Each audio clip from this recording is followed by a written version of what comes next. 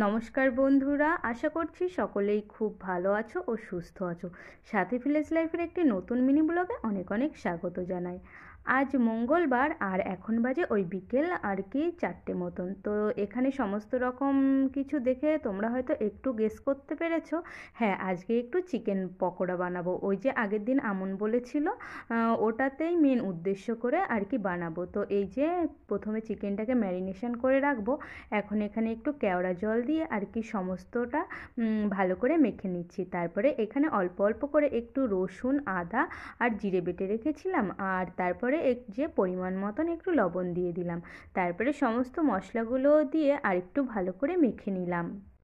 মেখে নেওয়ার পরে এখানে একটু হলুদ গুঁড়ো অ্যাড করলাম।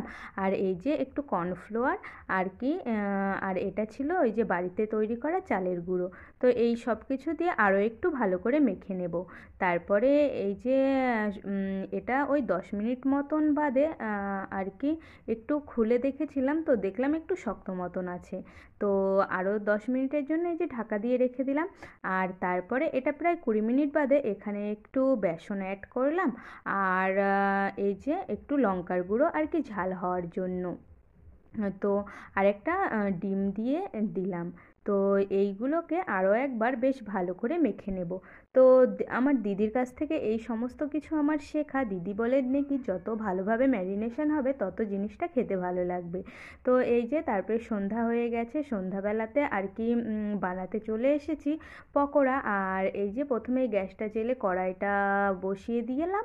তারপরে এখানে এই যে পকোড়াগুলোও দিয়ে দিয়েছি। আর এখন এই যে আস্তে আস্তে করে আর কি ভেজে নিচ্ছি। তো দেখুন এই যে দেখতে দেখতে আমার পকোড়াগুলো আর কি ভাজা হয়ে গেল।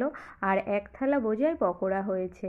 তো বাড়িতে যেহেতু আমরা অনেকই মানুষ আছি, আর এখানে এই যে একটু স্যালাড বানিয়ে নিয়েছি। তো তারপরে সমস্ত কিছু আর কি সাজিয়ে গুছিয়ে পরিবেশন করলে তো একটু বেশিই ভালো লাগে। তার জন্য এই যে এখানে আমি ওপরে পেঁয়াজগুলো দিয়ে আর সাইডে গাজরগুলো দিয়ে দিচ্ছিলাম। তো চলুন এখন এই যে আয়ুষ আর কি সবার প্রথমেই টেস্ট করবে। আর আমন গেছে পড়তে, তার জন্য ওকে আর কি রেখেই ওকে টেস্ট করতে হলো। এই যে তো ও খাচ্ছে। তো ও তো খুব ভালোই আর কি রিভিউ দিল। তো এই যে আরও আর কি জেঠু আর বড়মার জন্য এখানে রেখেছি। আর আমন এখনও আসেনি, আর এখানেও আমি একটা টেস্ট করছি। তো সব কিছু মিলিয়ে এতটুকুই ছিল আজকের মিনি ব্লগখানি। আপনাদের কেমন লাগলো তা অবশ্যই জানাতে ভুলবেন না। সকলে ভালো থাকবেন, সুস্থ থাকবেন, আবারও খুব শিগগিরই দেখা হবে।